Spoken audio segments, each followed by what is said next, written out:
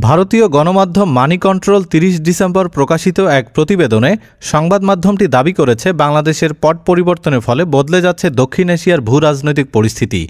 অন্যতম প্রতিবেশী দেশ ভারতের সাথে ক্রমশ বাড়ছে উত্তেজনা। এমন পরিস্থিতির মধ্যেই পাকিস্তানের কাছ থেকে ৪০০ কিলোমিটার পাল্লার আবদালি ব্যালিস্টিক ক্ষেপণাস্ত্র পেতে চাইছে বাংলাদেশ।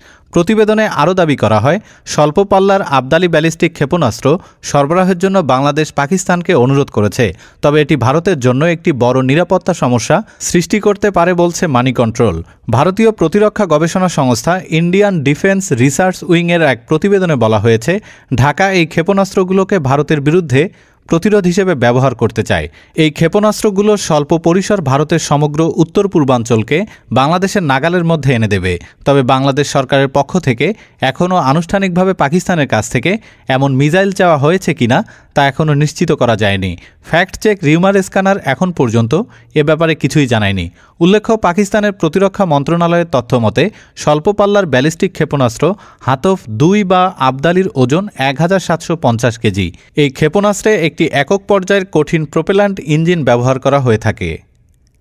ডেস্ক রিপোর্ট, আজ বার্তা, ঢাকা।